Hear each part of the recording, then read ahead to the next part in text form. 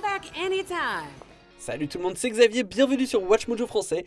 Aujourd'hui on se retrouve pour le top 10 des meilleurs jeux vidéo qui ont trompé les parents.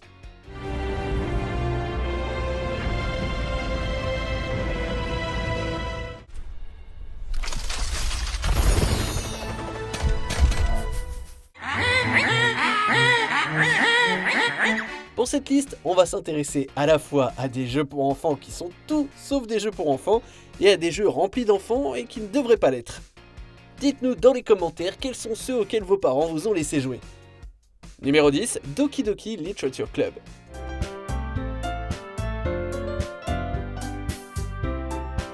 Ce roman visuel a l'air inoffensif et mignon à première vue, mais Doki Doki est tout sauf cela. Au départ, vous êtes un garçon qui rejoint le club de littérature de votre nouvelle école dans l'intention de sortir avec l'une des filles, mais les choses dérapent rapidement. Le jeu est en fait un thriller qui aborde des thèmes matures comme la dépression et la maladie mentale avec de nombreuses images très graphiques. Les développeurs ont expressément indiqué que ce n'était pas destiné aux enfants, mais en raison de sa facilité d'accès et de sa conception artistique inoffensive, si un parent ne remarque pas l'avertissement, il risque de traumatiser son enfant. Numéro 9, Bugsnax.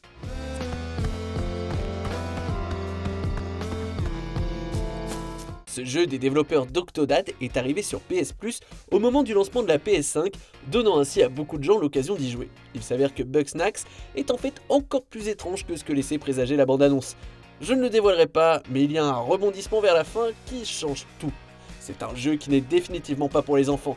Son style artistique juvénile et les créatures mignonnes qui ressemblent à des aliments et ont des noms en forme de jeu de mots ont fait que beaucoup de parents ont laissé leurs enfants jouer à Bugsnax sans y regarder à deux fois. If I happen to see Wambus while I'm working, maybe we can catch up.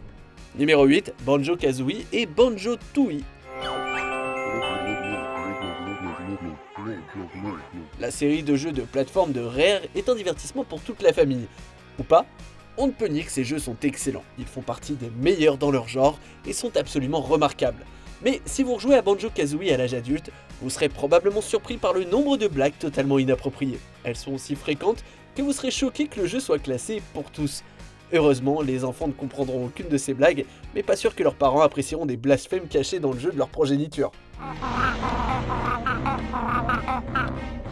Numéro 7, Overwatch.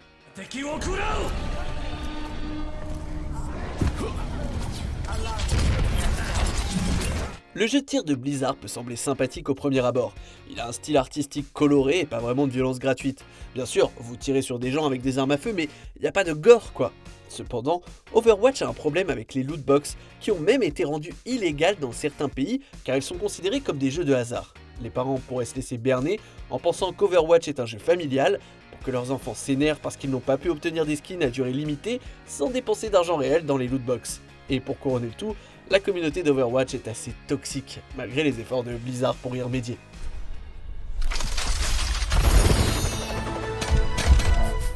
Numéro 6, la série Five Nights at Freddy's. So let's just focus on getting you through your first week, okay? Let's see. Depuis 2014, Five Nights at Freddy's est une franchise bizarre qui plaît énormément aux enfants. La série est populaire malgré son lore incroyablement compliqué et incohérent, et le fait que tous les jeux sont plus ou moins les mêmes.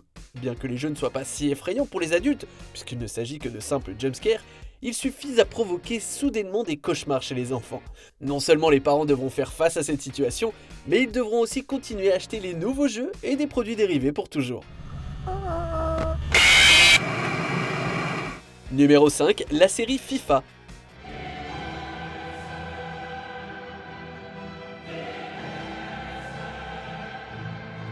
FIFA est l'une des franchises de jeux vidéo les plus populaires sur le sport le plus populaire au monde, qui est joué par les enfants partout autour du globe.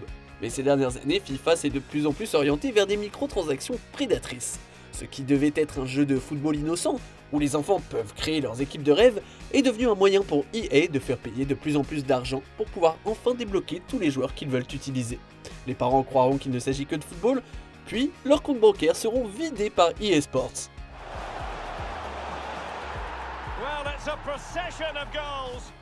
Numéro 4, Fortnite. We have time to get there. We're still at like 5 minutes. Nick, okay, when your circle appears, what is your circle, Nick?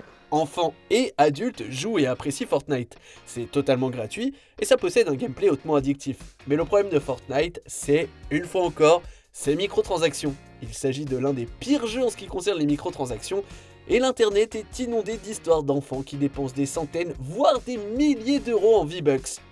Les enfants se sentent exclus s'ils n'ont pas tous les meilleurs skins, et le moyen le plus rapide et le plus facile de les obtenir, c'est de les acheter. Les parents pourraient être poussés à donner une petite fortune à Epic Games. What? Why like that? Do you want to go? I'll be closer to it than that.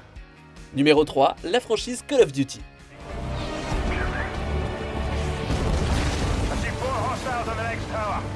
La célèbre série d'Activision a toujours bénéficié d'une forte popularité. Vous participez à des recréations de conflits réels et vous êtes confronté aux horreurs de la guerre. Modern Warfare 2 offrait même une attaque d'extrémistes sur un aéroport rempli de civils.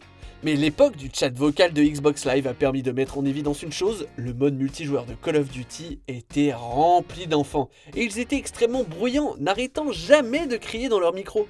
Si vous étiez l'un de ces enfants autorisés à jouer en 2009, j'espère que vous avez honte en y repensant, surtout si vous avez convaincu vos parents que c'était tout à fait normal.